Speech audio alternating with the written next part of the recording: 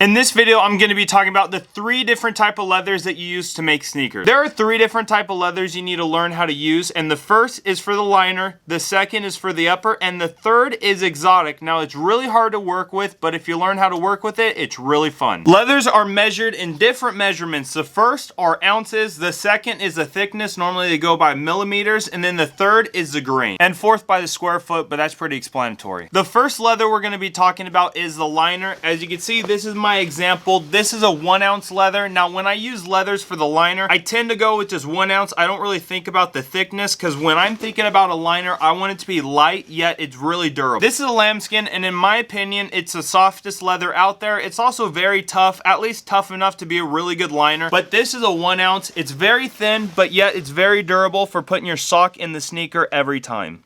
You want a leather that's really thin, so it's really easy on your foot, and it has a lot of give, so when the padding's on the back side, you don't have to worry about it pushing back at. It's really nice, it's really comfortable. It's what I personally like to work with. Now, the better you get while making sneakers, you could play around with different fabrics, as in like a canvas or even a cloth, but you have to really be careful, because if it's too thin, then there's no structure to it. Now, you might have seen some of my older sneakers, like the Dunk. I used a really old cloth that was actually a Kurt. It was tough enough in the structure where I could make it a liner, and I had enough structure on the backside for the foam where it would work, but you got to really be careful with it. Now, I tend to go more towards like denim and canvas. It's a lot thicker and a lot more durable of a liner that you could use for the inside. But nowadays, I just stick to lambskin. It's my favorite. It's my personal favorite. It's the softest, it's the most durable, and it's always really nice on your foot. Liners are pretty easy to explain. I just would recommend stay in the 1 ounce, maybe 1.5 to 2 ounces, just depending on the leather, but stick to lambskin if you could buy it. It is a little bit more expensive, but I recommend it. 100 out of 100. It's the best, the softest material you could get. Second are the upper leathers, and that's in the range from 2 to 3 ounces, maybe 4 ounces, and 5 if you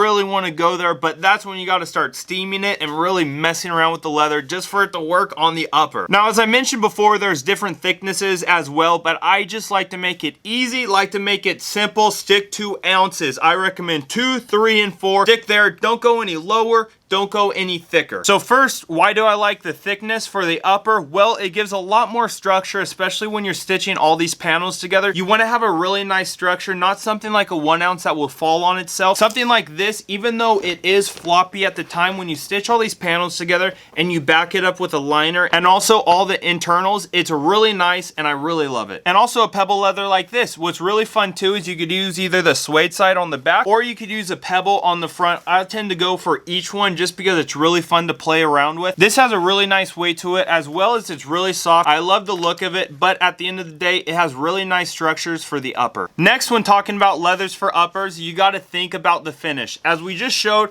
like the pebble leather, it's a really nice finish. There's nothing too crazy about it. But with this one, this is a Napa white leather, but as you can see, this is a lot stronger. It's a lot harder, and it doesn't really flex or bend as much. So this is something that would be really nice for like a mid panel or even maybe a toe box, but I would not recommend at all something for this to be on like the back upper or even like the outer edge of the toe box. Now, why I mentioned the finish is because if you look right here, look at just bending it, it arches up, and you do not want that. As I show again right here, you got this really nice suede and you bend, and see, it bends with it. But something like this really harder leather, this is probably more of like the 3 ounce, but it has such a thick finish that when you turn it around, look at it, just wants to push in. So say that you're walking, right?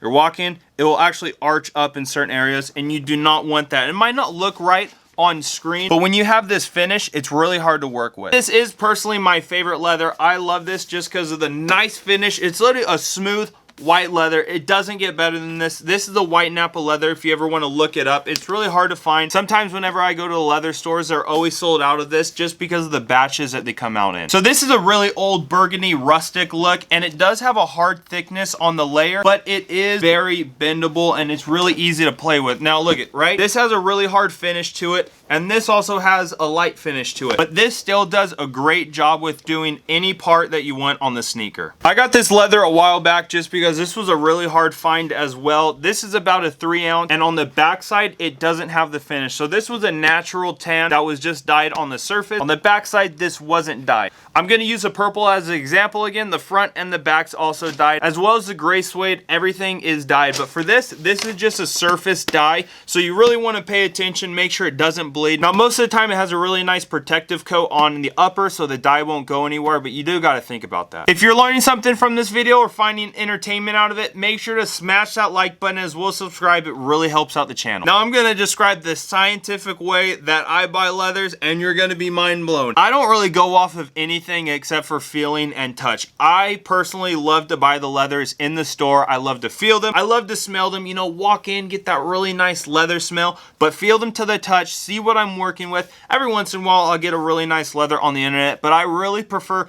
going inside, you know, maybe spending an extra money, but walking around, touching the leathers, feeling them, see how they bend, what they're gonna look like. Because some leathers, right, like the suede, you could push it back and forth and they'll actually be a different shade of color. But I personally recommend, if it's your first time, go in, just ask questions to the people that are working there. Ask them about the 1 ounce leathers, ask them about the 2 and 3 ounce leathers, the differences, and you'll just feel by the touch the difference between like a liner and an upper that you could work with to make a sneaker. If you want to learn this process in depth and make your own sneaker, join my shoemaking course, link down in the description, 100% online. I teach you from start to finish how to make your own sneaker. I teach you how to make patterns. I teach you how to deconstruct. I teach you how to reconstruct. I teach you how to last. I teach you how to pattern make. I teach you how to make all these things, right? To make your own sneaker that you could apply to other sneakers, whether it's an Air Force One, a Dunk, some Kanye's, you name it. Let's get it. So join the shoemaking course today, link down in the description. Now lastly are the exotics, because these are the best. These look the coolest. Unfortunately, they're the most expensive, but I love using exotics. Python, stingray, crocodile, you name it, ostrich.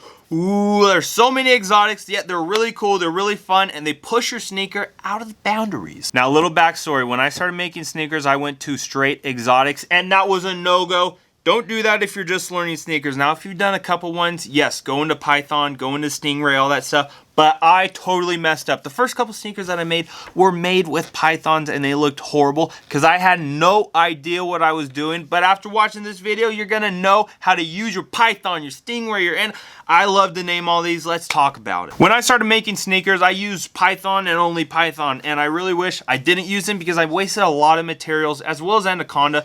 Anaconda is very cool. But this is a python skin. It's very cool. It's very textury. It's personally my favorite material out of all material. But the thing you got to learn about this is you got to back up pretty much all your exotic material. Now, what do you mean by exotic? So you got python, you got to back it up with leather. So you cut a piece out of leather, you glue it to the python, boom. See, now it has the structure, integrity of the leather, yet it has the finish of the exotic, which that's what you're going. Now you got other materials like stingray, which is really hard. It does not bend at all. When I use that, I only really use it for the middle toe box, only use it for the side panel, something like that. You don't have to back up just because it literally gives walls to your shoe. Now you got other materials like ostrich, crocodile. I still back up the crocodile. I don't back up the ostrich because the ostrich is a really tough skin and I really love it. Now when you look at an ostrich, there's either a really bumpy side or a non-bumpy side, and you just got to depend. Now the non-bumpy side is a little bit more expensive. Whenever you get in this area, just know what you're working with. Ask for pictures, ask for more pictures so you know you're buying the right material, because they're graded, right? There's different grades. Now for leather, it's just you get the leather, but exotics, there's different grades. So the cliff notes to this video: 1 ounce for the liners, 2 to 3 ounces, maybe 4 ounces for the upper, and then exotics, if it's a snakeskin, back it up with leather. If it's not, feel it out, see how you feel. Do you like it? Do you not? Always back it up. There's no problem with backing up a material. Thanks for watching. Make sure to like, subscribe, turn on notifications. Check this video out right here.